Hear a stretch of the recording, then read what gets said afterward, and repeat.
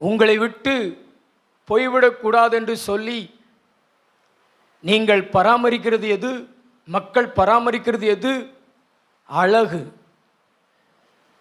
இது அழகு, பலம், பணம், ஜனம், இதெல்லாம் தங்களை விட்டு போயிடக்கூடாதுன்னு சொல்லிட்டு ரொம்ப பராமரிப்பாங்க.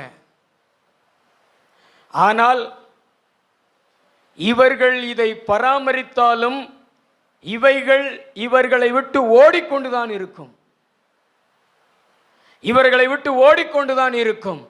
ஆனால் நம்மளை விட்டு விலகாமலும் நம்மளை கைவிடாமலும் நம்மோடு கூட இருக்கிறவர் நம் ஆண்டவர் இயேசு கிறிஸ்து மட்டுமே.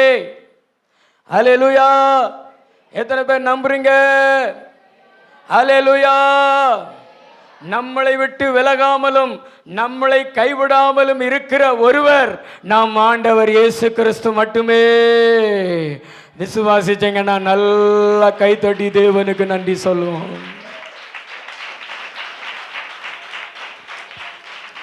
நீங்க அவைகளை பராமரிக்காமல் ஆண்டவர் இயேசு கிறிஸ்துவை உங்க வாழ்க்கையில் பராமரிக்க வேண்டும். இவர் உங்களை விட்டு போய்விடக்கூடாது.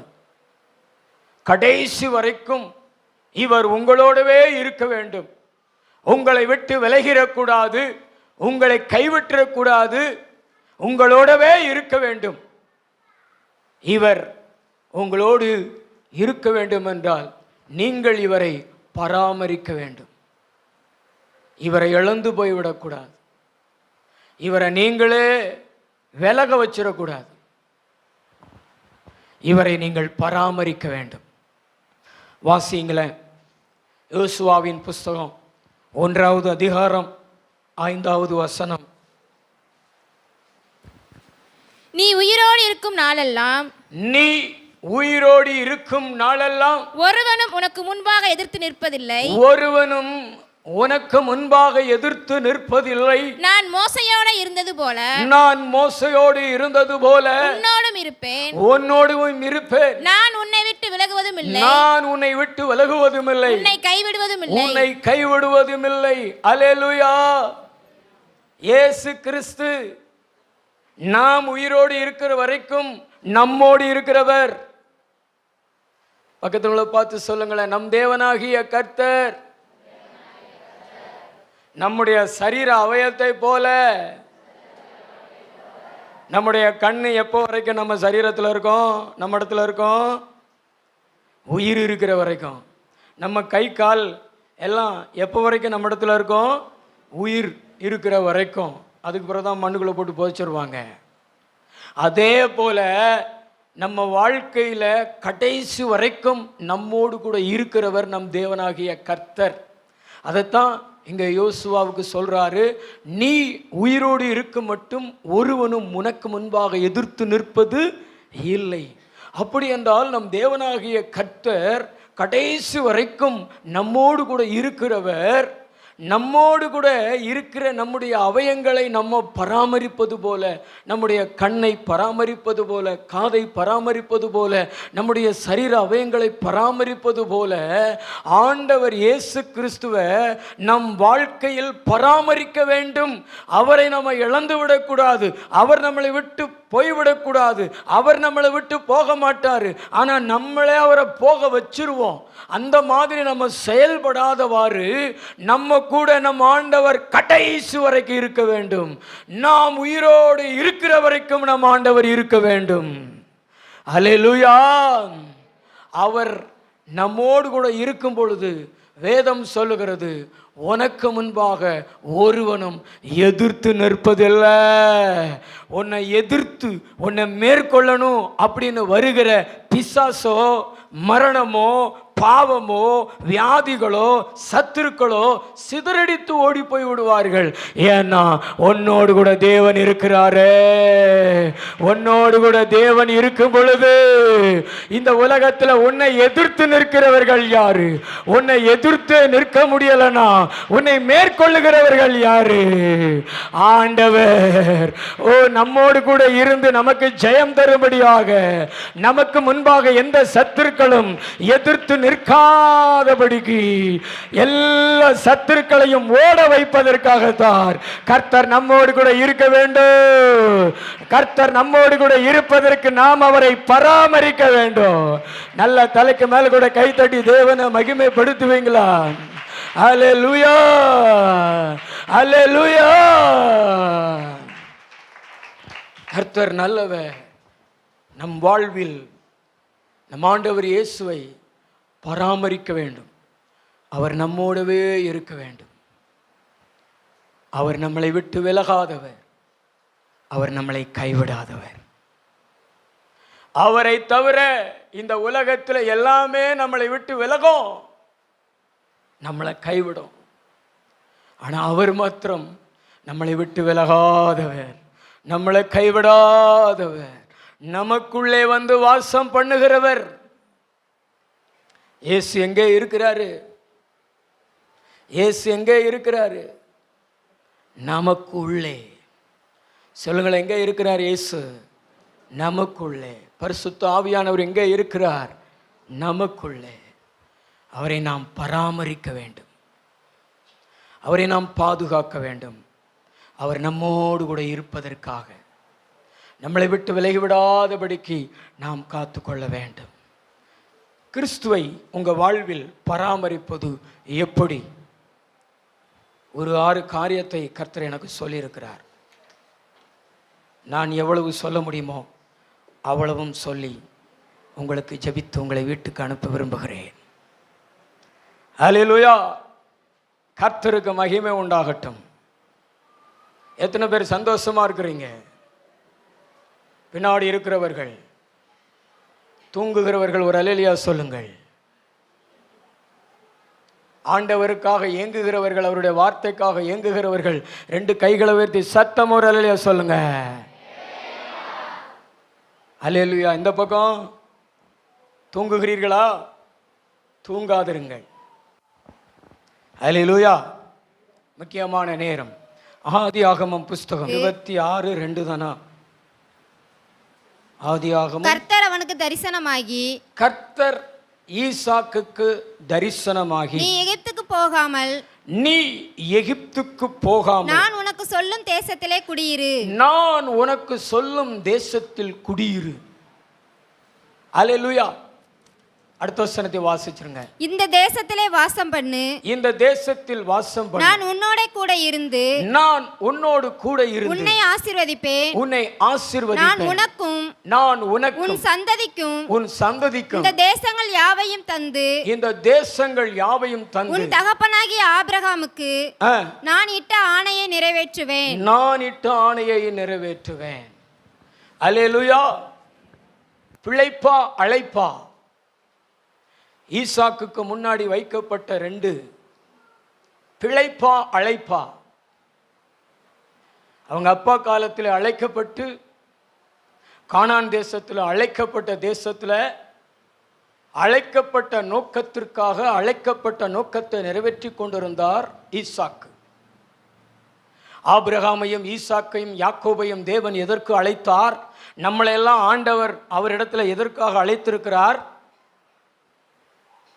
அந்தகார இருளிலிருந்து ஆச்சரியமான ஒளிக்கு அழைத்தவருடைய புண்ணியங்களை அறிவிக்கும்படி தெரிந்து கொள்ளப்பட்ட ஆச்சரிய கூட்டமும் ராஜரீகமான கூட்டமுமாய் இருக்கிறீர்கள் என்று பேதுரு நிருபத்தில் சொல்லப்பட்டிருக்கிறது. நாமெல்லாம் அழைக்கப்பட்டவர்கள், அவரை ஆராதிப்பதற்கு, அவருக்கு பலி செலுத்துவதற்கு, அவரை தொழுது கொள்வதற்கு அழைக்கப்பட்டவர்கள். அல்லேலூயா சொல்லுவோமா? அதே மாதிரி தான் ஆபிரகாம், ஈசாக்கு, யாக்கோபு தேவனை தொழுது கொள்வதற்காக, தேவனை ஆராதிப்பதற்காக அழைக்கப்பட்டவர்கள். ஆனால் அந்த அழைக்கப்பட்ட தேசத்தில் அழைப்பை நிறைவேற்றி கொண்டிருக்கும் பொழுது பஞ்சம் வந்தது. ஆபிரகாம் காலத்தில் ஒரு பஞ்சம் வந்ததை போல ஈசாக்கின் காலத்தில் ஒரு பஞ்சம் வந்தது. தேவனுடைய பிள்ளைகளுடைய வாழ்க்கையில் பஞ்சம் வரும்.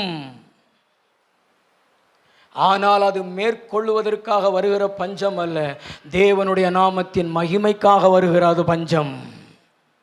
அல்லேலூயா. அந்த பஞ்சத்தில் தேவன் நமக்கெல்லாம் தஞ்சமாய் இருக்கிறார் என்று சொல்லி நெஞ்சம் நிமிர்த்து சத்துருக்களுக்கு முன்பாக தேவன் வெளிப்படுத்துவதற்காகத்தான் இந்த பஞ்சங்களை தேவன் அனுமதிக்கிறார். உங்க வீட்டில் பற்றாக்குறை இருக்கிறது, தேசத்தில் வேலை இல்லை அப்படின்னு கவலைப்படுறீங்களா? மகளே, நீ ஈசாக்கு, உனக்கு ஆண்டவர் இருக்கிறாரு. ஆண்டவர் உன்னை நடத்துவாரு. இந்த பஞ்ச காலத்துல ஆண்டவர் உனக்கு பரிபூர்ண ஆசீர்வாதங்களை கொடுப்பாரு. அந்த பெலிஸ்திய தேசத்துல ஈசாக்கு விதைச்சான். கர்த்தர் அவனை ஆசீர்வதித்தபடினாலே 100 மடங்கு பலன் அடைந்தான். அவன் வர வர விருத்தி அடைந்து பெரியவனாகி ஐஸ்வர்யவனானான். கர்த்தர் சொல்லுகிறார், இந்த பஞ்சம் உன்னை மேற்கொள்வதற்கான பஞ்சம் அல்ல, தேவனுடைய நாமம் முன்னில் மகிமைப்படுவதற்கான பஞ்சம். கண்டிப்பா ஆண்டவர் உன்னை பெரிய ஆளாக்குவாரு. கண்டிப்பா நீ ஆசீர்வதிப்ப. கண்டிப்பா ஆண்டவர் உனக்கு 100 மடங்கு பலன் கொடுப்பார். நம்புறீங்களா? எத்தனை பேர் நம்புறீங்க? தலைக்கு மேல் கூட கை தட்டி தேவனை மகிமைப்படுத்துங்க. உலகத்தின் சூழ்நிலைகள் மாறுகிறது என்று கவலை கொள்ளுகிறீர்களா? கவலை கொள்ளாதிருங்க. தேவன் நம்மளை ஆசீர்வதிப்பதற்கு உலகத்தின் சூழ்நிலைகள் தடையாயிராது. உலகத்தின் சூழ்நிலைகள் மாறினாலும் இயேசு மாறுவதில்லை, தேவன் மாறுவதில்லை. பெலிஸ்திய தேசத்தில் குடியிருக்கும் பொழுது பஞ்சம் வந்தது. நம்ம எல்லாம் என்ன நினைப்போம்? பிழைக்க நினைப்போம். இங்கெல்லாம் செத்துருவோம் அப்படின்னு பிழைக்க நினைப்போம்.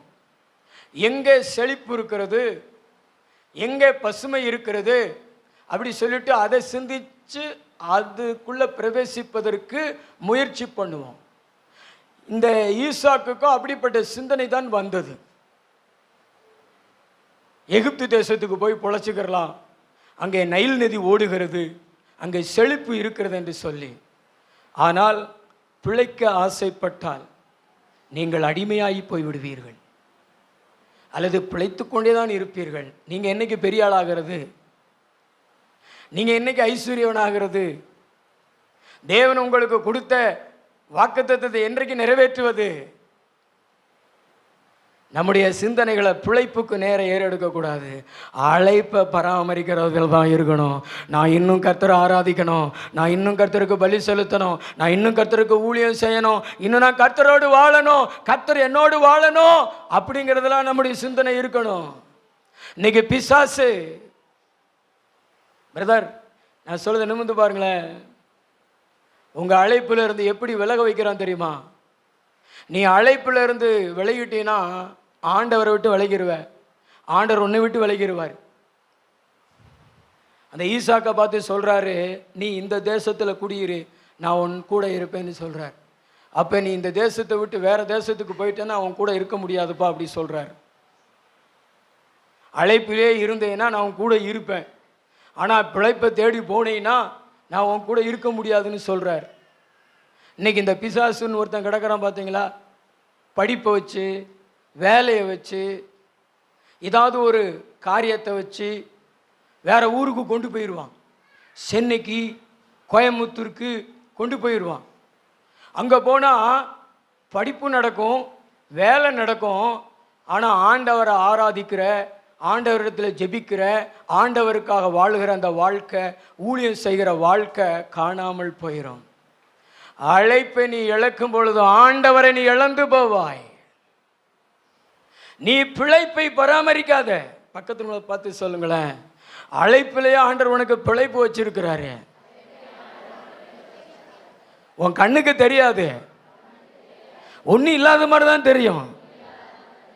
இங்கே இருந்தால் பிழைக்க முடியாத மாதிரி தான் தெரியும். ஆனால் இங்கே தான் ஆண்டவர் 100 மடங்கு ஆசீர்வாதத்தை வச்சிருக்கிறாரு. இங்கே தான் ஆண்டவர் உனக்கு 100 மடங்கு ஆசீர்வாதத்தை வச்சிருக்கிறாரு.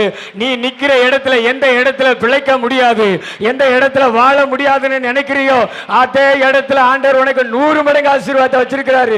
தெரியுமா உனக்கு?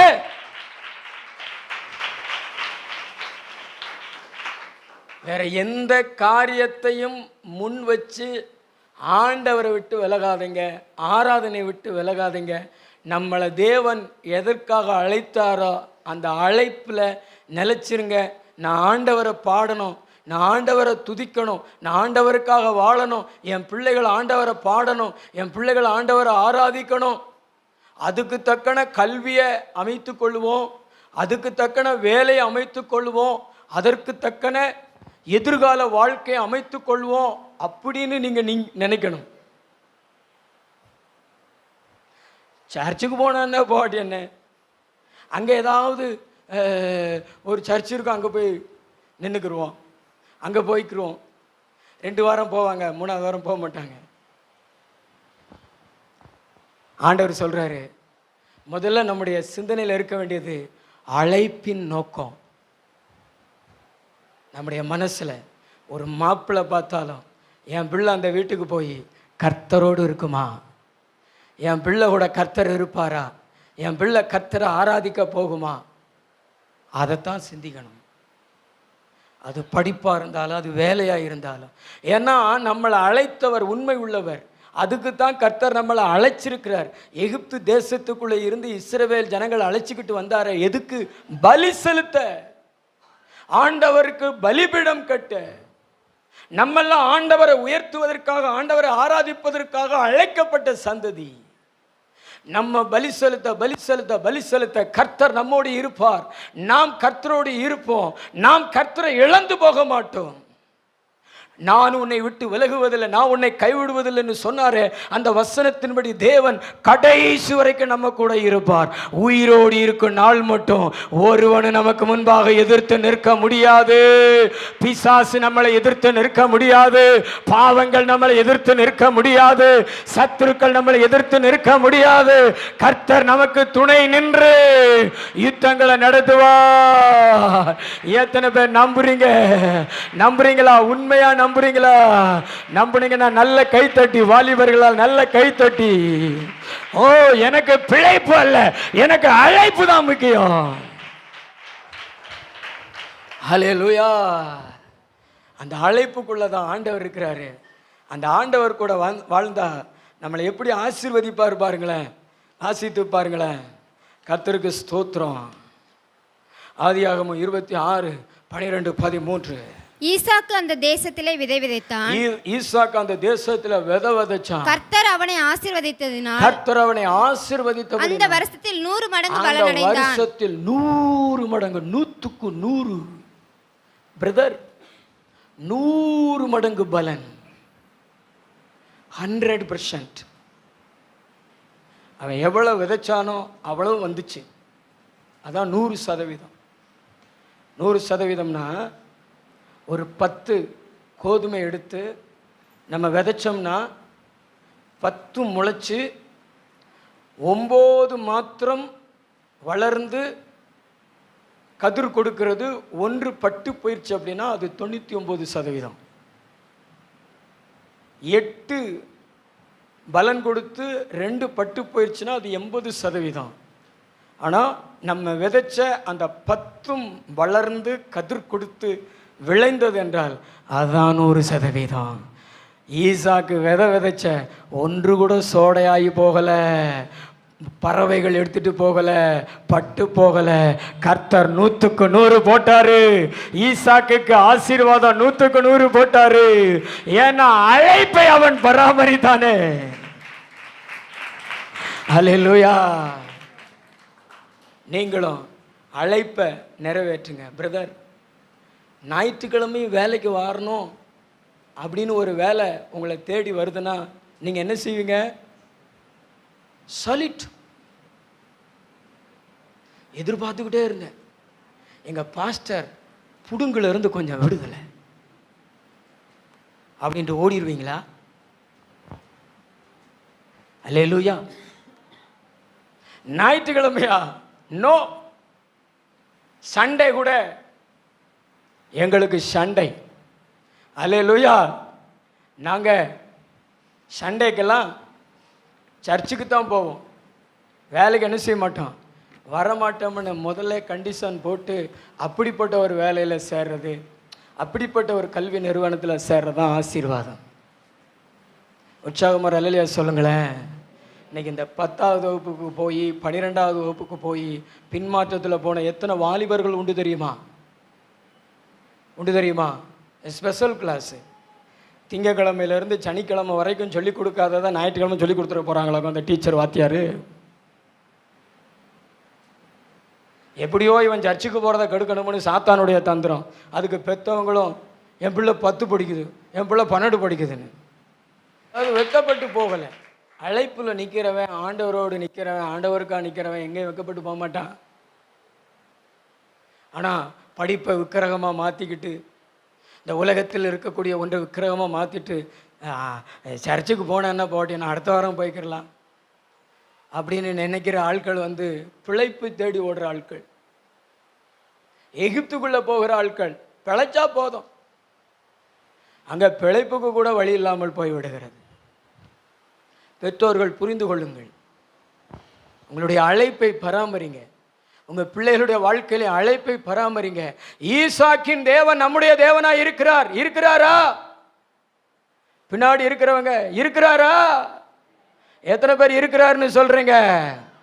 உங்க வியாபாரத்தில் 100 மடங்கு அவர் பலன் கொடுக்க முடியாதா? ஓ, தேசத்தினுடைய சூழ்நிலைகள் மாறினாலும் அவர் மாறாமல் இருக்கிறாரு. உன் வியாபார ஸ்தலத்தை நோக்கி ஆட்களை படையெடுக்க வச்சிருவாரு. நம்புனீங்கன்னா நல்ல கைத்தட்டி தேவனை மகிமைப்படுத்துங்களேன். ஆபிரகாமின் தேவன், ஈசாக்கின் தேவன், யாக்கோபின் தேவன் நம்முடைய தேவனாய் இருக்கிறாரு. நீயும் அவர்களை போல அழைப்பில் நின்று பாரு. கர்த்தருக்கு ஆராதனை செய்கிறதுல, கர்த்தரை தேடி வருகிறதுல, கர்த்தரை உயர்த்துகிறதுல, கர்த்தரை நோக்கி ஜெபிக்கிறதுல உறுதியா நின்று பாரு. உனக்கு பிழைப்பல்ல, கர்த்தர் உனக்கு தேசங்களை தருவார். ஆணையிட்டு கொடுத்த தேசத்தை தருவார். ஆண்டவர் உன்னை பெரியவனாக்குவாரு, வர வர விருத்தியட வைப்பாரு. நம்புனீங்கன்னா தலைக்கு மேல் கூட கை தட்டி, இயேசுவே எங்களை அழைப்புல நிறுத்துங்க, ஆண்டவரே எங்களை அழைப்புல நிறுத்துங்கப்பா. பிழைப்பு பிழைப்பு பிழைப்புன்னு ஓடக்கூடாது. அழைப்புன்னு நில்லுங்களேன். 100% உன் ஆண்டவர் முதலாளி ஆக்குவார், உன் ஆண்டவர் அதிகாரி ஆக்குவார். இன்னொரு காரியத்தை நீங்க வாசிச்சு பார்த்தீங்கன்னா ஆச்சரியப்படுவீங்க. ஆதியாகமம் 26:26 அபிமெலேக்கும் அவன் சிநேகிதனாகிய அகுசாத்தும் அவன் சேனாதிபதியாகிய பிகோலும் கேராரிலிருந்து அவனிடத்திற்கு வந்தார்கள். அப்பொழுது ஈசாக்கு அவர்களை நோக்கி ஏன் என்னிடத்தில் வந்தீர்கள்? நீங்கள் என்னை பகைத்து என்னை உங்களிடத்தில் இராதபடிக்கு துரத்தி விட்டீர்களே என்றான். அதற்கு அவர்கள் நிச்சயமாய் கர்த்தர் உம்மோட கூட இருக்கிறார் என்று கண்டோம். கர்த்தர் உம்மோடு கூட இருக்கிறார் என்று கண்டோம். ஆகையால் எங்களுக்கும் உமக்கும் ஒரு ஆணை ஏற்பாடு உண்டாக வேண்டும் என்று நாங்கள் நிர்ணயம் பண்ணினோம். நாங்கள் உம்மை தொடாமல் நன்மையை உமக்கு செய்து உம்மை சமாதானத்தோட அனுப்பிவிட்டது போல நீரும் எங்களுக்கு தீங்கு செய்யாதபடிக்கு உம்மோட உடன்படிக்கை பண்ணிக்கொள்ள வந்தோம். நீர் கர்த்தரால்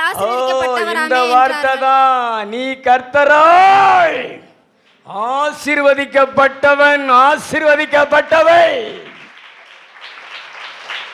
எங்க இத சொல்ற ஆள் யாரு தெரியுமாங்க?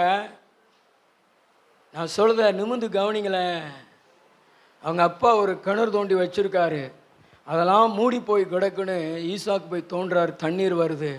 இது எங்களுக்குரியதுன்னு வாக்குவாதம் பண்ணி பிடிங்கிட்டானுங்க. அடுத்து இன்னொரு கிணறு தோன்றாரு. அதுலேயும் தண்ணி வருது. அதையும் பிடிங்கிட்டானுங்க. அதுக்கு ஏசக்குன்னு பேர் வச்சுட்டாரு. அடுத்து ஒரு கிணறு தோன்றாரு. அதை பிடிங்கிட்டானுங்க. அதுக்கு சித்தனா அப்படின்னு பேர் வச்சுட்டு போயிட்டாரு, விட்டுட்டாரு. 3வது ஒரு கிணறு தோன்றாரு. அதில் தண்ணீர் வருது. சண்டை போடுறதுக்கு ஒருத்தன் இல்லை. உடனே அதுக்கு ஒரு பேர் வைக்கிறார், ரகபோத். அப்படின்னா தேசத்தில் நான் பெருகும்படி கர்த்தர் எனக்கு இடம் உண்டாக்கினார் என்று அர்த்தம்.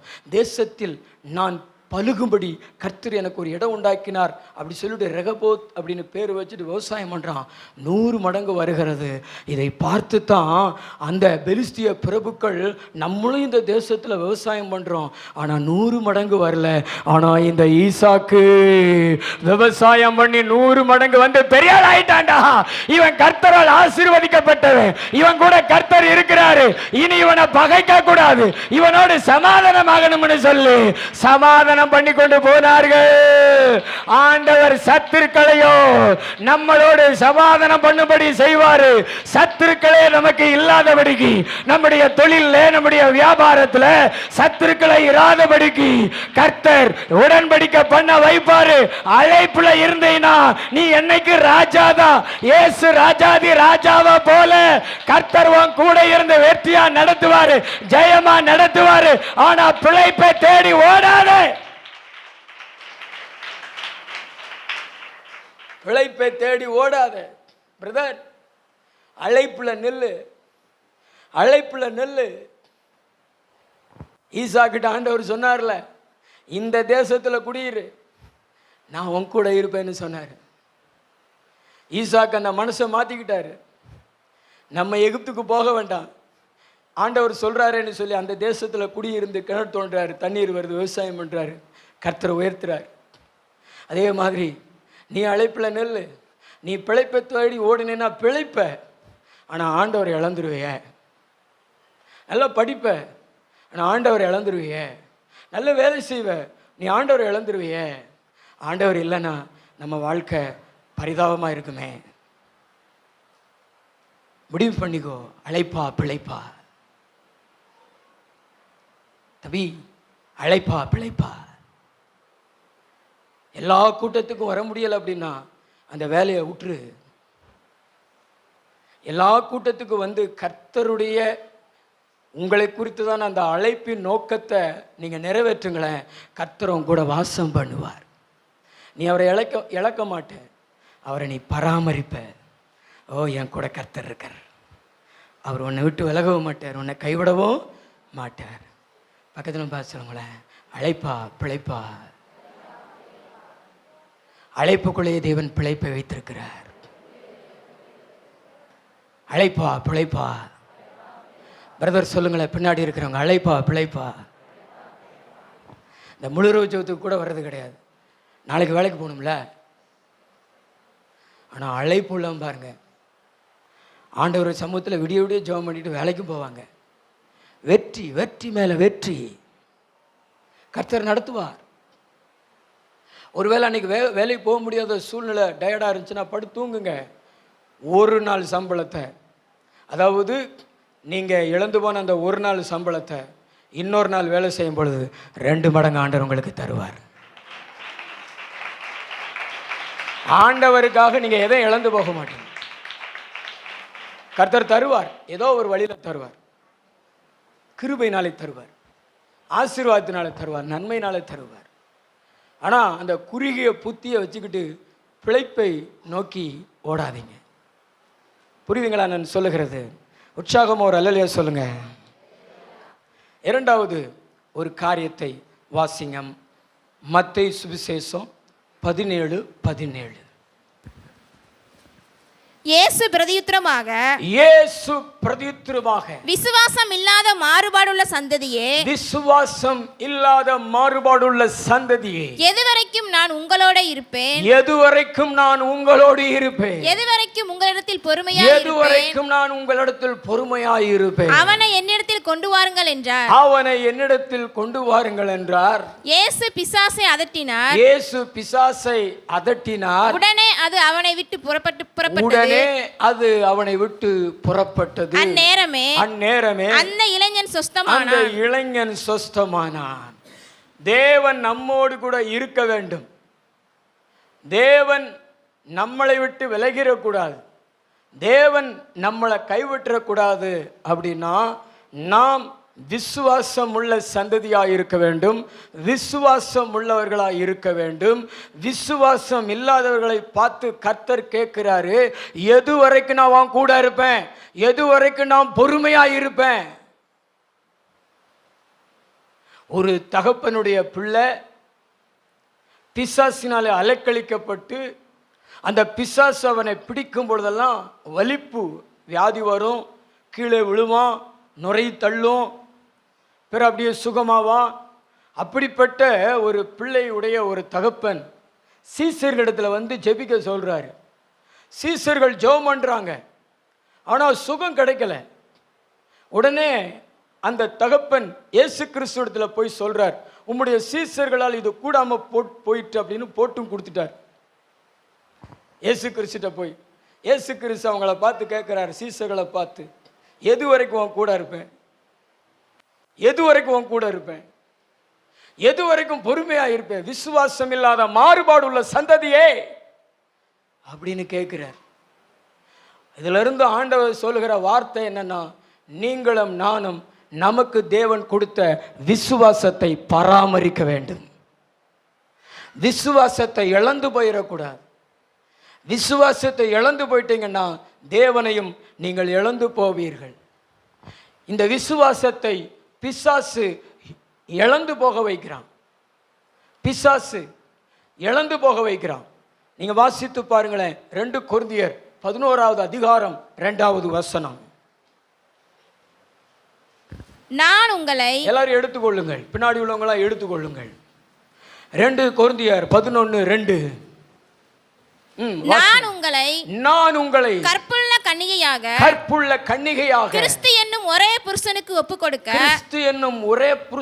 ஒப்பு கொடுக்க நியமித்தபடியால் உங்களுக்காக தேவ வைராக்கியம் கொண்டிருக்கிறேன். ஆகிலும் சர்ப்பமானது, நல்லா கவனிங்க சிஸ்டர், சர்ப்பமானது தன்னுடைய தந்திரத்தினாலே ஏவாளை வஞ்சித்தது போல உங்க மனதும் கிறிஸ்துவை பற்றிய உண்மையிலிருந்து விலகும்படி கெடுக்குமோ என்று பயந்திருக்கிறேன். பிசாசினுடைய தந்திரம் என்ன தெரியுமா? தேவனுக்கும் உங்களுக்கும், தேவனுக்கும் நமக்கும் பிரிவினை உண்டாக்குவதற்கு அவன் கையில் எடுக்கிற ஆயுதம் என்ன தெரியுமா? விசுவாசத்தை கெடுத்துருவான், விசுவாசத்தை எடுத்துருவான். உங்க மனசுல இருக்கும்ல விசுவாசம், விசுவாசம் இருக்குதா? சொல்லுங்களேன், விசுவாசம் இருக்குதா? விசுவாசம் இருந்தால் தான் உங்களுக்கு பேர் விசுவாசி. அந்த விசுவாசம் இருந்தால் தான் தேவன் உங்களோடு கூட இருக்க முடியும். அந்த விசுவாசத்தை அவன் எடுத்துருவான். அவன் எடுத்துட்டான்னா நீங்கள் அவிசுவாசியாக மாறிடுவீங்க, பிசாசுக்கு அடிமையாயிருவீங்க. நீங்கள் தேவனோடு இருக்க முடியாது, தேவனிடத்தில் வர முடியாது, தேவனை பாட முடியாது, ஜெபிக்க முடியாது, தேவனுக்கான எந்த செயல்களையும் செய்ய முடியாது. பிசாசு முதல்ல ஏவாளை அப்படித்தான் ஏமாத்தினான். அவளை வந்து, பிரதர் நான் சொல்லுத கவனமாக கேளுங்களேன், அவளை வந்து நீ ஏதோன் தோட்டத்தை விட்டு வெளியே வந்துரு அப்படிலாம் அவளை கூப்பிடலை. ஆனால் தானாக வெளியேற்றிட்டான். எப்படி வெளியேற்றிட்டான்? இயேசு கிறிஸ்துவை பற்றி தேவனுடைய வார்த்தையை குறித்தான அவளுடைய மனசில் உண்மை இருந்தது, விசுவாசம் இருந்தது. ஆண்டவர் சொல்லியிருந்தார், இந்த தோட்டத்தில் இருக்கக்கூடிய சகல விருட்சத்தின் கனியை நீங்கள் பிடுங்கி சாப்பிடலாம், ஆனால் நடுவில் இருக்கிறத மாத்திரம் நீங்கள் பிடுங்கி சாப்பிடக்கூடாது, அதை சாப்பிட்டீங்கன்னா நீங்கள் செத்துருவீங்க அப்படி சொல்லி தேவன் சொல்லியிருந்த அந்த வார்த்தையை நம்பினாள், அதற்கு கீழ்ப்படிந்தாள், காத்து கொண்டாள். அவள் விசுவாசத்தோடு தேவனோடு வாழ்ந்தாள்.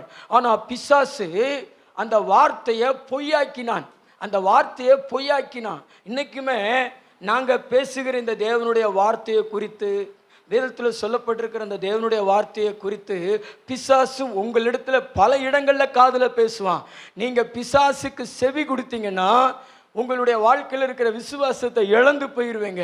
இன்னைக்கு நிறைய பேர் பின்மாற்றம் அடைந்து தேவனை இழந்து காணப்படுவதற்கு காரணம் விசுவாசத்தை இழந்த நிலை. ஆவியானவர் சொல்றாரு, நீங்க சாத்தானுக்கு உங்க செவியை அடைச்சி வச்சிருங்க, ஆண்டவருடைய வார்த்தைக்கு உங்க செவியை திறந்து வச்சிருங்க. தேவனுடைய வார்த்தை உண்மையானது, தேவன் உண்மையானவர், தேவன் சத்தியமானவர். அவருக்கு பொய் சொல்ல தெரியாது, அவருக்கு மனம் மாற தெரியாது, அவர் நேற்றும் இன்றும் என்று மாறாதவர் அப்படி சொல்லி ஆண்டவருடைய வார்த்தைய நீங்க விசுவாசிங்க. ஆண்டவர் இயேசுவை விசுவாசிங்க. இந்த பிசாசு ஏவாள் இடத்துல சொன்ன வார்த்தை, தேவன் உங்களை குறித்து சொன்ன வார்த்தை அது பொய். நீங்க இதை புசிக்கும் நாளில் தேவர்களைப் போல இருப்பீங்கன்னு பொய் சொன்னான், அனுப்பிவிட்டார். தேவனை இழந்து போனார்கள். பிசாசுக்கு கொஞ்சம் இடம் கொடுத்தாங்க. பக்கத்தில் இருக்கிறவங்கள பார்த்து சொல்லுங்களேன், பிசாசுக்கு கொஞ்சம் இடம் கொடுத்தாங்க. சொல்லுங்களேன், பிசாசுக்கு கொஞ்சம் இடம் கொடுத்தாங்க, பெருசை இழந்து போயிட்டாங்க, தேவனை இழந்து போயிட்டாங்க. இந்த உலகத்தில் இருக்கிற மக்களால் இன்னைக்கு தேவனிடத்தில் வர முடியல பிரதர். இந்த சர்ச்சுக்கு முன்னாடி கூடி போகிற ஜனம், இந்த சர்ச்சுக்கு வலது பக்கத்தில் கூடி போகிற ஜனம், இந்த சர்ச்சில் பாடுகிற சத்தத்தை கேட்கிற ஜனம் கடவுளிடத்தில் வர முடியல.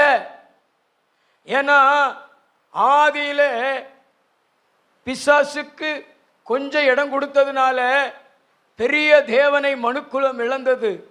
இன்னைக்கு இந்த பெரிய தேவனிடத்தில் மனுக்குலம் வர முடியல.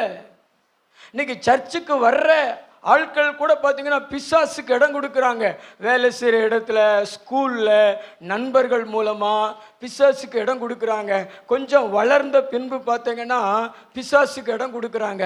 முன்னாடியெல்லாம் சின்ன பிள்ளைகள்லாம் நல்ல கையை தட்டுறவங்க, நல்ல பாட்டு பாடுறவங்க, நல்ல ஆண்டவரை துதிக்கிறவங்க, நல்ல ஆவியில் நிரம்புறவங்க கொஞ்சம் வளர்ந்து கல்லூரிக்கெல்லாம் போன பின்பு அப்படியே ஸ்டாப் ஆகி விடுகிறார்கள். காரணம், விசுவாசம் திருடப்பட்டு விட்டது, விசுவாசம் காணாமல் போய்விட்டது. ஆண்டவர் சொல்றாரு, நீ எதை பராமரிக்கிறியோ இல்லையோ, ஆனா உனக்குள்ள இருக்கிற தேவன் கொடுத்த அந்த விசுவாசத்தை பராமரி. பக்கத்தில் உள்ள பார்த்து சொல்லுங்களேன், தேவன் உனக்கு கொடுத்திருக்கிற, நல்லா கை பிடிச்சு சொல்லுங்களேன், தேவன் உனக்கு கொடுத்திருக்கிற விசுவாசத்தை பராமரி. நீ எவ்வளவு உயரத்துக்கு போனாலும், நீ டாக்டர் ஆனாலும், நீ இன்ஜினியர் ஆனாலும், நீ கலெக்டர் ஆனாலும், நீ தொழில் அதிபர் ஆனாலும், நீ பெரிய பிள்ளை ஆனாலும், நீ யாரா ஆனாலும் விசுவாசத்தை இழந்து போகாதபடி அதை பராமரித்து கொண்டே இரு, அதை பராமரித்து கொண்டே இரு. அனுதினமும் பராமரி, அனுதினமும் பராமரி. நல்ல கைத்தட்டி ஆண்டவருக்கு நன்றி சொல்லுங்களேன். இவ்வளவுதானே உங்க கைத்தட்டு. விசுவாசம் இல்லைன்னா தேவனோடு நடக்க முடியாது, தேவனுக்கு கொடுக்க முடியாது, தேவனோடு வாழ முடியாது, தேவனோடு வாழ முடியாது. ஒரு மீன் உயிர் வாழ்வதற்கு தண்ணீர் தேவை.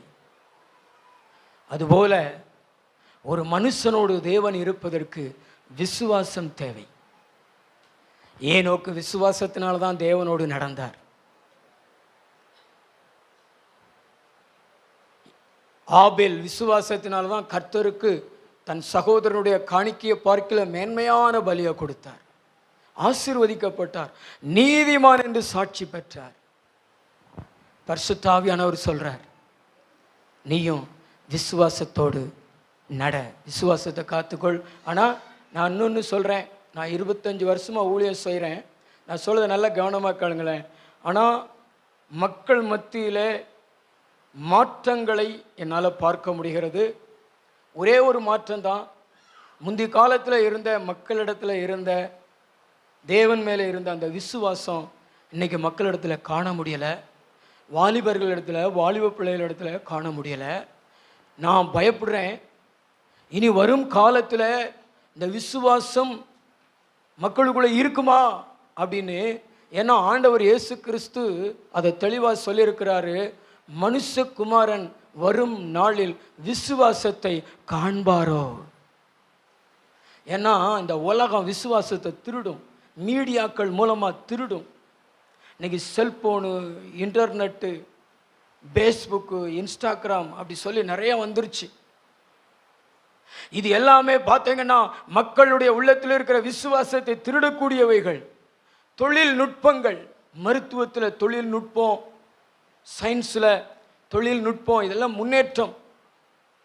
நான் பேப்பரில் படித்தேன், துபாய் தேசத்தில் ஒரு பெண் ரோபோவுக்கும் ஒரு ஆண் ரோபோவுக்கும் திருமணம் நடந்திருக்கிறது. பெண் ரோபோன்னா தெரியுமா? மிஷின். ஆனால் ஆள் மாதிரியே இருக்கும். ஆண் ரோபோ, 2 பேருக்கும் திருமணம் முடிந்திருக்கிறது. இனி வரும் காலங்களில் உலகம் எப்படி போகுதுன்னு தெரில. ஆனால் ஒன்றை புரிந்து கொள்ளுங்கள், மனுஷகுமாரன் வரும் நாளில் விசுவாசத்தை காண முடியாது. ஆனால் இன்றைக்கு விசுவாசத்தை பெற்றுக்கொண்ட நீங்கள் இந்த விசுவாசத்தை காத்து கொண்டு பரலோகத்துக்கு போவதற்கு ஆயத்தமாக இருந்தீங்கன்னா நீங்கள் பாக்கியவான்கள், நீங்கள் பாக்கியவான்கள். அல்லேலூயா. இந்த விசுவாசத்தை நீ இழந்து போயிடக்கூடாதுன்னு சொல்லி தான் உன் வாழ்க்கையில் அற்புதங்களை செய்கிறாரு. தம்பி, உன் வாழ்க்கையில் என்ன செய்கிறாரு? அற்புதங்களை செய்கிறார். இந்த விசுவாசத்தை நீ இழந்து போயிடக்கூடாது என்பதற்காகத்தான் விசுவாசத்தினாலே செய்த அற்புதங்களை உன் காதில் கேட்க வைக்கிறார். வேதாகமத்தில் உள்ள அற்புதங்களை பாடலாக கேட்க வைக்கிறார். வேத வசனங்களில் உள்ள அற்புதங்களை உனக்கு ஆண்டவர் வெளிப்படுத்துகிறார் போதனைகள் மூலமாக. ஆனால் நீ உன் விசுவாசத்தை எந்த அளவுக்கு பராமரிக்கணுமோ அந்த அளவுக்கு பராமரிச்சேனா தேவன் உன்னோடு. அல்லேலூயா. தேவன் உன்னோடு, நீ தேவனோடு. ஆசீர்வாதமான வாழ்க்கை. நீங்கள் தேவனை பராமரியுங்கள். எத்தனை பேர் பராமரிப்பீங்க? தினந்தோறும் பைபிளை படி, எல்லாம் ஜெபம் பண்ணு, கர்த்தருடைய சத்தம் கேளு, கர்த்தருடைய சத்தம் கேளு. ஆசாரிப்பு கூடாரத்துக்கு ஓடிவா, ஆண்டவரை பணிந்து கொள். இந்த தேவன் உன் விசுவாசத்தை காத்துக்கொள்ள கிருபை தருவார். அல்லேலூயா. கைகளை ஒருத்த அல்லேலூயா சொல்லுங்களா. அல்லேலூயா. இன்னொரு வசனத்தை கூட வாசிங்களா. 1 தீமோத்தேயு 6:10. 1 தீமோத்தேயு 6:10.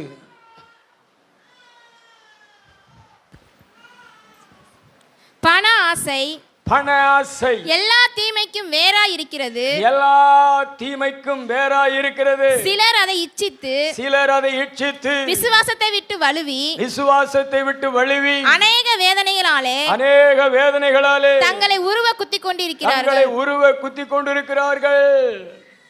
பிசாசு பண ஆசையை தூண்டி நிறைய பேரை விசுவாசத்தை விட்டு வழுகி போக வச்சிருவான், வழுவி போக வச்சிருவான்.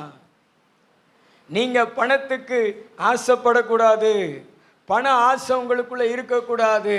பணம் பெருக பெருக பெருக வேதனை பெருகும். பக்கத்துல பார்த்து சொல்லுங்களேன், நீங்க பணம் ஆசீர்வாதம்னு நினைக்கிறீங்க. பணம் பெருக பெருக வேதனை பெருகும். ஏதாவது ஒரு வேதனை, அதுவும் சாதாரணமாக இல்லை, உருவ குத்தி. அதாவது இந்த பக்கம் குத்தி இந்த பக்கம் வந்துடும், அதான் உருவ குத்தி. அவருடைய வாழ்க்கையில் அந்த அளவிற்கு வேதனைகள் வரும். அதனால் பண ஆசைக்கு நீங்கள் இடம் கொடுக்காதீங்க. மேலே உள்ள வசனத்தை வாசிங்களேன், அதுக்கு முந்தி உள்ள வசனம்.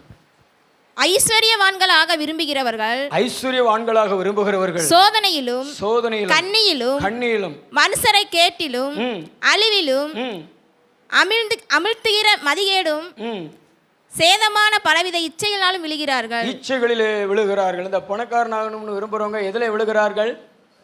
இச்சைகளிலே விழுகிறார்கள். அது அழிவிலையும் அமிழ்த்துகிற மதிகேடும் சேதமுமான பலவிதமான இச்சைகளிலே விழுகிறார்கள். நம்ம எப்படி இருக்கணும் தெரியுமா? 6வது வசனத்திலிருந்து வாசிங்க. போதும் என்கிற மனதுடனே கூடிய, எல்லாருமே எடுத்து அதை பாருங்களேன். போதும் என்கிற மனதுடனே கூடிய தேவ பக்தியே, தேவ பக்தியே மிகுந்த ஆதாயம், மிகுந்த ஆதாயம். உலகத்திலே நாம் ஒன்றும் கொண்டு வந்ததும் இல்லை, ஒன்றும் கொண்டு வந்ததும் இல்லை, இதிலிருந்து நாம் ஒன்றும் கொண்டு போவதும் இல்லை என்பது, கொண்டு போவதும் இல்லை என்பது நிச்சயம். நிச்சயம். உண்ணவும் உடுக்கவும் நமக்கு உண்டாயிருந்தால் அது போதும் என்று இருக்க கடவோ. பக்கத்துல பார்த்து சொல்லுங்களேன், சாப்பிட்டா போதும், உடுத்துனா போதும் அப்படின்னு இருக்கணுமா? தேவன் மேல இருக்கிற அந்த பக்தி போதும் போதும், நம்ம பரலோகத்துக்கு போவோம், கர்த்தர் நம்மோடு கூட இருக்கிறாரு, நம்ம விசுவாசமா இருக்கிறோம், இது போதும்.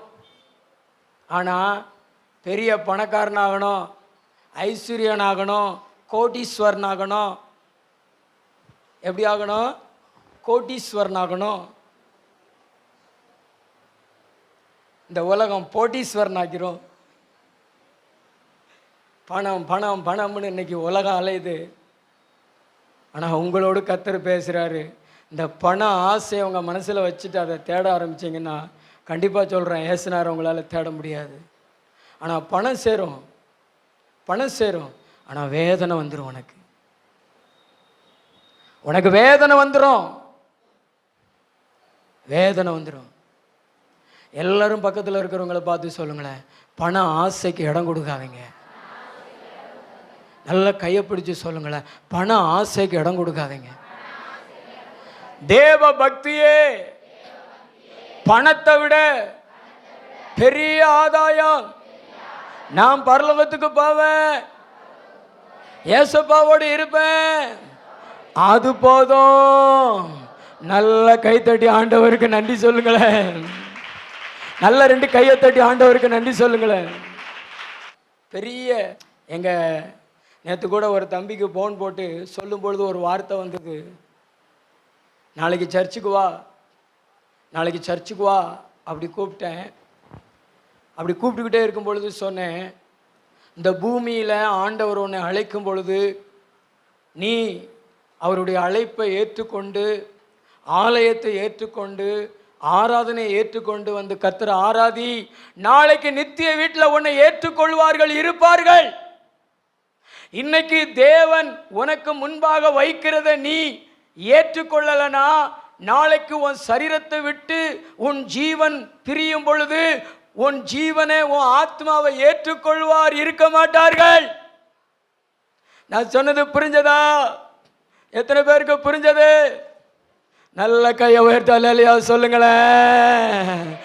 நம்ம இங்க நம்பிக்கொண்டு உட்கார்ந்துருக்கிறோமே, இதெல்லாம் வெற்று நம்பிக்கை அல்ல.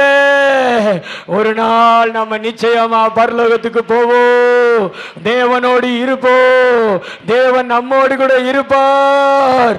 நம்முடைய ஜீவனை நம்ம நஷ்டப்படுத்தி கொள்ளல. இந்த உலகத்துல நமக்கு பேர் புகழ் இல்லாட்டாலும், கோடி கோடிகள் இல்லாட்டாலும், நமக்கு பட்டாசு தொழிற்சாலைகள் இல்லாட்டாலும், பட்டாசு கடைகள் இல்லாட்டாலும், வானத்தை படைச்சவர், பூமியை படைச்சவர் நம்ம கூட இருக்கிறாரு. அவரை ஆராதிக்கக்கூடிய, அவரை தேடக்கூடிய, அவருக்காய் வாழக்கூடிய பாக்கியத்தை கொடுத்திருக்கிறாரு. அது போதுமையா? பரலோகம் போவதற்கு அது போதும். அல்லேலூயா. பண ஆசைக்கு என்ன செய்யாதீங்க? இடம் கொடுக்காதீங்க. இந்த பண ஆசைக்கு இடம் கொடுக்கறதுனால தான் திருடுறது, பொய் சொல்றது, கொலை செய்கிறது, ஏமாத்துறது, அது எல்லாமே சொத்துக்காக. அதெல்லாம் வேண்டாம். விசுவாசத்தை விட்டு விலகி போய்விடாதபடி காத்துக்கொள்ளுங்க. விசுவாசத்தை பராமரிங்க. 3வது ஒரு காரியத்தை வாசிங்க. லூக்கா 15:18.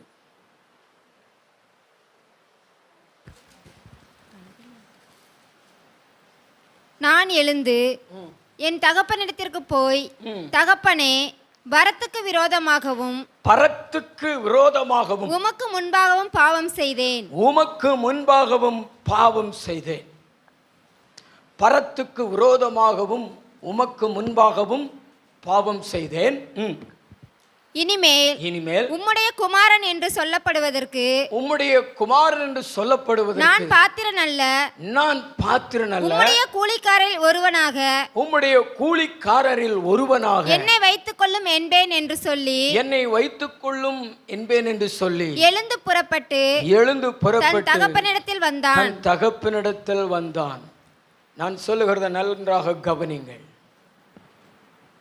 தேவனை நம் வாழ்வில் பராமரிப்பதற்கு ஆண்டவர் 3வது சொல்லுகிற காரியம், நமக்கு அவருடைய இரத்தத்தின் மூலமாக, அவருடைய வசனத்தின் மூலமாக கொடுத்த பரிசுத்தத்தை நாம் பராமரிக்க வேண்டும். தேவன் நமக்கு கொடுத்த பரிசுத்தத்தை நாம் பராமரிக்க வேண்டும். இந்த பரிசுத்தத்தை விட்டுவிட்டோம் என்றால் ஆண்டவர் நம்மோடு வாசம் பண்ண முடியாது, நாம் ஆண்டவரோடு வாசம் பண்ண முடியாது. ஏன்னா இளைய குமாரன் சொல்லுகிறான், பரத்துக்கு விரோதமாகவும் உமக்கு விரோதமாகவும் பாவம் செய்தேன். பாவம் என்பது தேவனுக்கு விரோதமானது, பரிசுத்தம் என்பது தேவனுக்கு ஆதரவானது, தேவனுக்கு பிரியமானது. அல்லேலூயா. உற்சாகம் ஒரு அல்லேலூயா சொல்லுங்களேன். இளைய குமாரனிடத்துல பாவம் வந்தது, பிரிவினை வந்தது. அதே இளைய குமாரனிடத்துல பரிசுத்தம் வந்தது. பாவத்தை விட்டு மனம் திரும்பி தகப்பனிடத்துல வந்தார், பரிசுத்தம் வந்தது, உறவு வந்தது. இயேசு கிறிஸ்துவினிடத்துல நீங்க பாவத்தோடு வந்தீங்கன்னா அவரோடு நீங்க இருக்க முடியாது, அவர் உங்களோடு இருக்க முடியாது. ஆனால் அவர் உங்களுக்கு தந்த பரிசுத்தத்தை நீங்க பராமரித்து பரிசுத்த அலங்காரத்தோடு கர்த்தரை தொழுது கொண்டீங்கன்னா அவர் உங்களோடு கூட இருப்பார், அவரோடு கூட நீங்க இருப்பீங்க.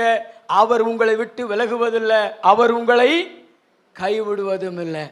ஏன்னா பரிசுத்தம் ரொம்ப ரொம்ப முக்கியம். பக்கத்தில் இருக்கிறவங்களை பார்த்து சொல்லுங்க, நம்ம ஆண்டவர் பரிசுத்தம் உள்ள தேவன். பரிசுத்தம் ரொம்ப ரொம்ப முக்கியம் பிரதர். இந்த உலகத்தில் இருக்கக்கூடிய மற்றவங்க வழிபடுகிற அந்த தெய்வங்கள் என்று சொல்லப்படுகிறவைகளுக்கும் நம்ம ஆண்டவருக்கு வித்தியாசம் உண்டு. நம்முடைய ஆண்டவர் பரிசுத்தர். எபிரேயர் 12:14 சொல்லுகிறது, பரிசுத்தம் இல்லாமல் ஒருவனும் தேவனை தரிசிப்பது இல்லை. எழுதியிருக்கிறது 15வது வசனம் 16வது வசனம். எல்லாரும் அதை வாசிக்கலாமா? 15, 16 எல்லாரும் பைபிள் எடுத்து வைத்துக் கொள்ளுங்கள். உங்களை அழைத்தவர் பரிசுத்தராய் இருக்கிறது போல நீங்களும் உங்கள் நடக்கைகள் எல்லாவற்றிலும் பரிசுத்தராய் இருங்கள். நான் பரிசுத்தர், ஆகையால் நீங்களும் பரிசுத்தராய் இருங்கள் என்று எழுதியிருக்கிறது. நம்மளை தேவன் எதுக்கு அழைச்சாரு? எதுக்கு அழைச்சாரு? பரிசுத்தமாக இருக்கிறதுக்கு தான். ஏன்னா அவர் பரிசுத்தர். அவர் மூலமாக நம்ம பரிசுத்தத்தை பெற்றுக்கொண்டு பரிசுத்தமாய் வாழ்வதற்கு தான் தேவன் நம்மளை அழைத்தார். உங்களை அழைத்தவர் பரிசுத்தராய் இருக்கிறது போல உங்கள் நடக்கைகள் எல்லாவற்றிலும் பரிசுத்தராய் இருங்கள். பரிசுத்தத்தை விட்டுறாதீங்க, பரிசுத்தத்தை விட்டு கொடுத்துறாதீங்க. இன்னைக்கு நிறைய பேரிடத்துல பரிசுத்தம் இல்லை.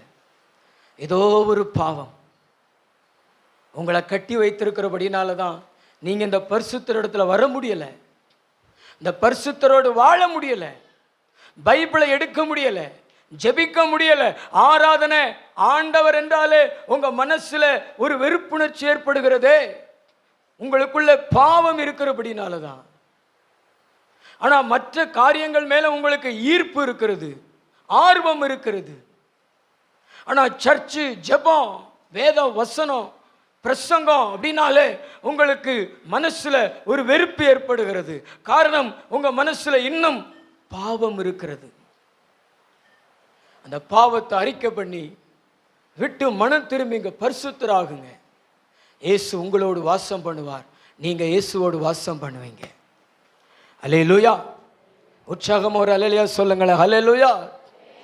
தேவன் நம்மளை அசுத்தத்திற்காக அல்ல, பரிசுத்தத்திற்கு தேவன் அழைத்திருக்கிறார். பக்கத்தில் இருக்கிற பிள்ளைகளை பார்த்து சொல்லுங்களேன், பரிசுத்தராயிருங்க, பரிசுத்தராயிருங்க. தேவன் பரிசுத்தராயிருக்கிறார், நீங்களும் பரிசுத்தராயிருங்க.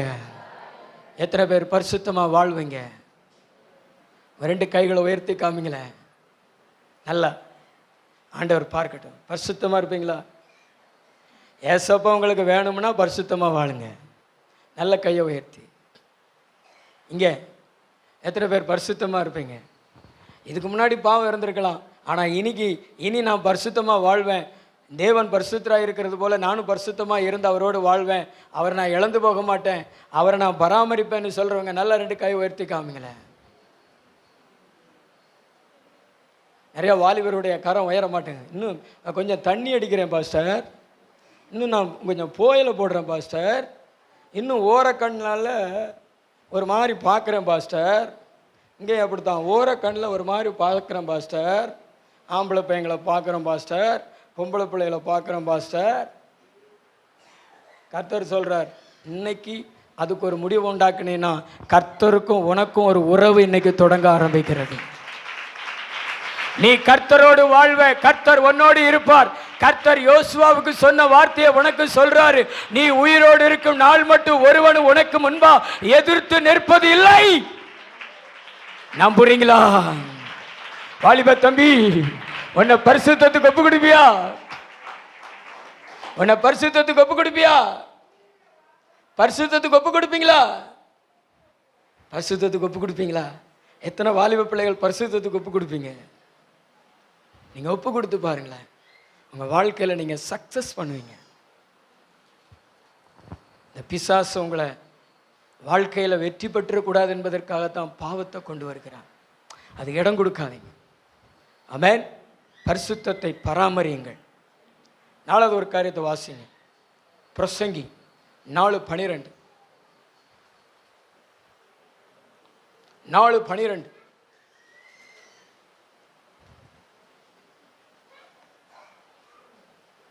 ஒருவனை யாதாம் ஒருவன் மேற்கொள்ள வந்தால் இருவரும் அவனுக்கு எதிர்த்து நிற்கலாம். முப்புரி நூல் சீக்கிரமாய் அறாது. அல்லேலூயா. மேல உள்ள வசனங்கள்ல 9 to 11 வரைக்கும் இருவர் என்று வரும். இங்கே இந்த வசனத்துல மூவர் அப்படின்னு குறிப்பிடப்பட்டிருக்கிறது. முப்புரி நூல், அதாவது 3 நூல் பின்னி இருந்தா எப்படி இருக்கும், அதான் முப்புரி நூல். சீக்கிரம் அறாது. 2 பேர் ஆண்டவருடைய பிள்ளைகள் ஐக்கியமாய் இருந்தால் ஆண்டவர் அவர்கள் நடுவில் இருப்பார். அவர்கள் மூவர்களாக மாறிவிடுகிறார்கள். அதைத்தான் முப்புரி நூல். ஐக்கியத்தை பராமரிக்கணும். ஆவிக்குரிய ஐக்கியத்தை நம்ம என்ன செய்யணும்? பராமரிக்கணும். பக்கத்தில் உங்களை பார்த்து சொல்லுங்களேன், ஐக்கியத்தை பராமரிக்கணும். எந்த ஐக்கியத்தை? சித்தப்பா, சித்தி, பாட்டி, தாத்தா, அந்த ஐக்கியம் கிடையாது. இங்கே உட்காந்துருக்கோம் பார்த்தீங்களா, இந்த ஐக்கியத்தை தான் நம்ம பராமரிக்கணும். இதுக்கு பேர் தான் ஆவிக்குரிய ஐக்கியம், ஸ்பிரிச்சுவல் ஃபெலோஷிப். நல்ல தலைக்கு மேல கூட கைத்தட்டி தேவனை மகிமைப்படுத்துங்களேன். 2 விசுவாசி, 3 விசுவாசி, நீங்க ஐக்கியமா இருந்தீங்கன்னா அங்க நடுவுல தேவன் இருப்பார். முப்புரி நூல் சீக்கிரம் அறாது. பிசாசு எளிதில உங்களை மேற்கொள்ள முடியாது, ஜெயிக்க முடியாது. ஸ்பிரிச்சுவல் ஃபெலோஷிப் ரொம்ப ஐக்கியம் இருக்கிற இடத்துல தேவன் அங்கே இருக்கிறார். நீங்க படிச்சு பார்த்தீங்கன்னா இன்னொரு வசனம் ஆச்சரியமாக இருக்கும். சங்கீதம் 133:1.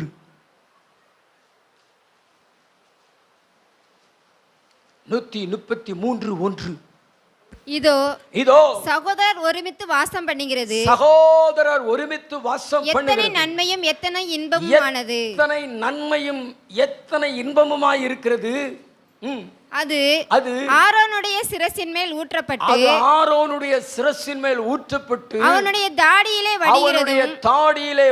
அவனுடைய அங்கிகளின் மேல் இறங்குகிறதுமான நல்ல தைலம். ஆண்டவர் சொல்றாரு, நம்மெல்லாம் ஒருமித்து வாசம் பண்ணுகிறது. அதுதான் ஆண்டவருக்கு இன்பம். இதோ சகோதரர் ஒருமித்து வாசம் பண்ணுகிறது. எத்தனை நன்மை! நமக்கு நன்மை, தேவனுக்கு இன்பம். அதுதான் அபிஷேகம். அதுவும் என்ன அபிஷேகம் தெரியுமா? ஆரோன் தலையில ஊற்றப்பட்டு அவன் தாடி வழியா இறங்கி அவனுடைய அங்கி வழியா இறங்கி வந்து பாதத்தை நனைக்கிற அபிஷேகம். அதாவது நிரம்பி வழிகிற அபிஷேகம். அதாவது ஆவியானவர் அங்கே ஊற்றப்படுகிறார். 2 சகோதரர்கள் ஒருமித்து வாசம் பண்றாங்கன்னா, 2 விசுவாசிகள் ஒருமித்து ஒருமித்து வாசம் பண்றாங்கன்னா, 2 ஆண்டவருடைய பிள்ளைகள் ஒற்றுமையா இருக்கிறாங்கன்னா அங்கே ஆவியானவருடைய அபிஷேகம் ஊற்றப்படும். நான் சொல்றதை எத்தனை பேர் நம்புறீங்க? இதை ஏற்றுக்கொள்வதற்கு கடினமா இருக்கும். ஆனா ஆண்டவர் சொல்றாரு, இதை நீ உன் வாழ்க்கையில செயல்படுத்தி பாரு. உலகத்து மக்களோட போய் கட்டி புருண்டு உருண்டு கிடக்கிறது, மாமிச உறவுகளோடு கட்டி பிடிச்சி உருண்டு கிடக்கிறது.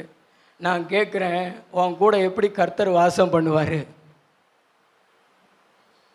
உனக்குள்ள கள்ளம் இருக்கிறது, உனக்குள்ள கபடம் இருக்கிறது. ஆதி சபையில் இல்லாத ஒன்று அதுதான். வீடுகள் தோறும் அப்பம் விட்டு கபடம் இல்லாத இருதயத்தோடு போஜனம் பண்ணி தேவனை துதித்து ஜனங்களிடத்தில் தயவு பெற்றிருந்தார்கள். ரட்சிக்கப்படுகிறவர்களை கர்த்தர் அனுதினமும் சபையில் சேர்த்தார். சபைக்குள்ள ஆள் வரணும்னா நீ உன் ஊருக்குள்ள ஒற்றுமையா இருக்கணும், விசுவாசிகள் ஒற்றுமையா இருக்கணும்.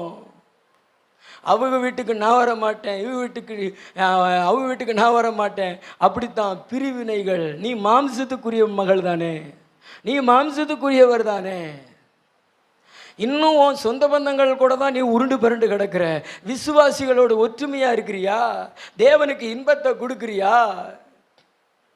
பைபிள் சொல்லுகிறது, முப்புரி நூல் சீக்கிரம் ஆறாது. பிசாசு ஒன்ன அறுக்கணும்னு நினைச்சா கர்த்தர் அவனை அறுத்துருவாரு. தெரியுமா உங்களுக்கு? பிசாச கர்த்தர் அறுத்துருவாரு. ஏன் தெரியுமா? 2 விசுவாசிக்கு நடுவில் கர்த்தர் இருப்பார். தெரியுமா உனக்கு? நல்ல கைத்தடி தேவனை மகிமைப்படுத்துங்களேன். என் நாமத்தினால எங்கு 2-3 பேர் கூடி இருக்கிறார்களோ அவர்கள் நடுவில் நான் இருக்கிறேன். 2 பேர் முழங்கால் போட உன் நடுவில் 3வது இயேசு இருப்பாரு, ஆவியானவர் இருப்பாரு. உன்னை மேற்கொள்ள சத்துருக்களால முடியாது, பிசாசினால முடியாது. இன்னைக்கு தேவை ஐக்கியம், ஆவிக்குரிய ஐக்கியம், ஸ்பிரிச்சுவல் ஃபெலோஷிப். ஒரு வீட்டில் நல்லது நடந்தாலும் கெட்டது நடந்தாலும் வந்து இரு. மனுஷனுக்காக வராத தம்பி, மனுஷனுக்காக வராத, மனுஷனுக்காக வராத, இயேசுவுக்காக வா. கர்த்தர் உன்னை ஆசீர்வதிப்பார், உன் கூட இருப்பார். நீ போறது மனுஷனுக்காக அல்ல.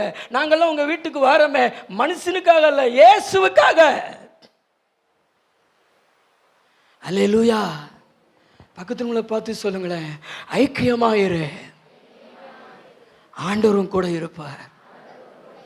நம்ம ஆண்டவரே 3 ஆண்டவர் தெரியுமா உங்களுக்கு? இதை மட்டும் நான் சொல்லி முடிச்சுறேன். 2 பாயிண்ட் இருக்கு, சொன்னோம்னா நேரம் ஆகும். அப்படித்தானே? எப்பொழுது முடிப்பார் என்று காத்து ஜெபம் பண்ணிக்கிட்டு இருக்கீங்க. உங்கள் ஜெபத்துக்கு பதில் கொடுக்காம இருக்கார் ஆண்டவர், சீக்கிரம் கொடுத்துருவார். அல்லேலூயா. நம்ம ஆண்டவரை 3 ஆண்டவர் தெரியுமா உங்களுக்கு? பிதா, குமாரன், பரிசுத்தாவி. ஒரு ஆண்டவர் 3 அல்ல, 3 ஆண்டவர் ஒன்று போல இருக்கிறார். ஒரே பரிசுத்தம், ஒரே வல்லமை, ஒரே அன்புள்ளவர், வல்லமை உள்ளவர், ஐக்கியம் உள்ளவர். பிதாட்ட இருக்கிறது அப்படியே இயேசுட்ட இருக்கும், இயேசுட்ட இருக்கிறது அப்படியே ஆவியானவர்கிட்ட இருக்கும். மனதுருக்கம், இரக்கம், அவங்களிடத்துல வேற்றுமை கிடையாது. ஆனால் எவ்வளவு ஐக்கியம், ஐக்கியமாக இருக்கிற ஆண்டவர் நம்ம இடத்துல ஐக்கியத்தை விரும்புகிறார். எங்கே ஐக்கியம் இருக்கிறது அங்கே ஜீசஸ் இருப்பார். எங்கே ஐக்கியம் இருக்கிறது அங்கே ஜீசஸ் இருப்பார். ஒருத்தருக்கு மட்டும்தான் அது புரிந்திருக்கிறது போல. அல்லேலூயா. நல்ல 2 கையை தட்டு. நிறைய பேர் யோசிக்கிறாங்க, நாங்கள் புருஷன் முண்டாட்டியாக இருக்கிறோம், நாங்களே இரு துருவமாக இருக்கிறோமே, அங்கிட்டு ஒன்று இங்கிட்டு ஒன்று. குடும்பம் அது ஒரு ஆவிக்குரிய ஐக்கியம்தான், ஸ்பிரிச்சுவல் ஃபெலோஷிப் தான். கணவன் மனைவி உறவு. நீங்கள் கணவன் மனைவியாகவே ஒற்றுமையாக இருக்கும்பொழுது உங்கள் நடுவில் கர்த்தர் இருப்பார். நீங்கள் விசுவாசிகளாக ஒற்றுமையாக இருக்கும்பொழுது கர்த்தர் உங்கள் நடுவில் இருப்பார். ஊழியக்காரங்களோடு ஒற்றுமையாக இருக்கும்பொழுது கர்த்தர் உங்களோடு இருப்பார். யோசுவா, மோசே, எலியா, எலிசா, இந்த ஒற்றுமைகளை எல்லாம், இந்த ஐக்கியத்தெல்லாம் தேவன் விரும்பி ஐக்கியமாக இருந்தவர்களை தேவன் உயர்த்தி இருக்கிறாரே. பிரிவினை அது தேவனுக்குரியதல்ல, அது சாத்தானுக்கு உரியது. அதனால் பிரிவினைகளுக்கு இடம் கொடுக்காதீங்க. உங்கள் உறவுகளை நீங்கள் எப்படி பராமரிக்கிறீங்களோ அதை விட அதிகமாக நீங்கள் ஆவிக்குரிய ஐக்கியத்தை நீங்கள் என்ன செய்யுங்க? பராமரிங்க. பராமரிப்பீங்களா? ஒருத்தர் பேரில் ஒருத்தருக்கு குற்றம் இருந்துச்சுன்னா, குறைகள் இருந்துச்சுன்னா மன்னிங்க, இறங்கி போங்க. வீடுகளுக்கு போங்க, ஜெப கூட்டங்களில் கலந்து கொள்ளுங்க, ஒற்றுமையை விளங்க பண்ணுங்க. சாத்தான் தலை உருளும், நம்ம தலை உயரும். அல்லேலூயா. நல்ல 2 கைத்தடி தேவனுக்கு மகிமை செலுத்துவோம். ஆமென். 4 காரியம் சொன்னேன்.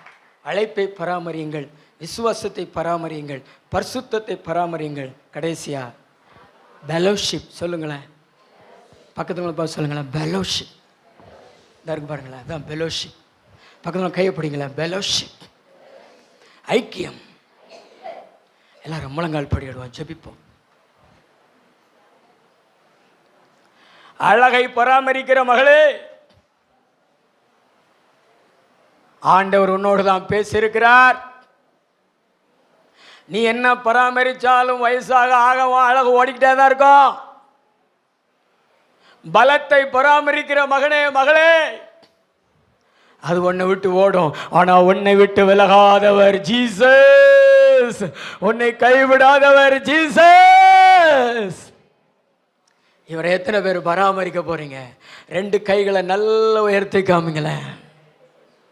சத்தமா ஒரு 10 முறை ஜீசஸ் அப்படி சொல்லி கை தட்டுங்களேன், நல்ல சத்தமா. இன்னும் சத்தமா, இன்னும் சத்தமா, இன்னும் சத்தமா, இன்னும் சத்தமா, இன்னும் சத்தமா. Jesus, Jesus. ஆண்டவர் வந்துட்டார், வந்துட்டார், வந்துட்டார். ஆண்டவர் இறங்கிட்டார். முப்புரி நூல் சீக்கிரம் அறாது. பிசாசு ஓடுறான் பாருங்களேன். பிசாசினுடைய கிரியைகள் அருந்து ஓடுகிறது. அக்கினி இறங்குறது. கைத்தடி பெற்றுக்கொள், கைத்தடி பெற்றுக்கொள். வாலிப தம்பி, அடக்காத அபிஷேகத்தை உன் மேலதான் வந்துட்டார். கை தட்டிக்கிட்டாரு, கை தட்டிக்கிட்டாரு, கை தட்டிக்கிட்டாரு, கை தட்டிக்கிட்டாரு. இதான் ஆரோன் மேல ஊற்றப்பட்ட அபிஷேக தைலம். தாடி வழியா இறங்குகிற அபிஷேக தைலம், அங்கிகளில இறங்குகிற அபிஷேக தைலம். பெற்றுக்கொள். பின்னாடி கடைசியில் இருக்கிற மகனே மகளே, கர்த்தர் உன் மேல ஊற்றுகிறார். கை தட்டி பெற்றுக்கோ. உன் கூட கர்த்தர் வருவாரு. நீ உயிரோடு இருக்கும் நாள் மட்டும் ஒருவனும் உன்னை எதிர்த்து நிற்பவன் இல்லை. எதிர்த்து நின்னவன் எல்லாம் ஓடுகிறத நீ பாப்ப, அவனை நீ துரத்துவ. கர்த்தர் தீர்க்க தரிசனமா சொல்றாரு, ஆண்டவர் உன்னை விட்டு விலக மாட்டாரா, ஆண்டவர் உன்னை கைவிட மாட்டாரா, உன் கூடவே இருப்பாரா, உன் கூடவே இருப்பாரா, உன் கூடவே இருப்பாரா.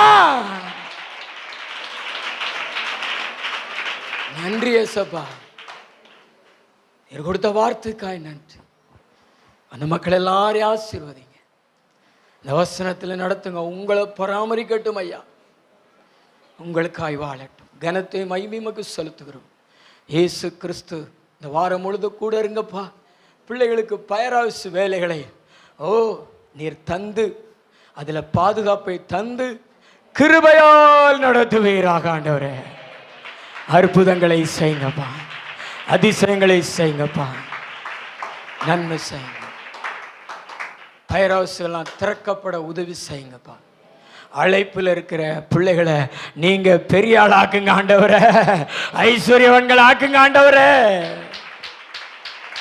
அதிசயங்களை காண இயேசு கிறிஸ்துவின் மூலம் ஜெபிக்கிறோம் நல்ல பிதாவே.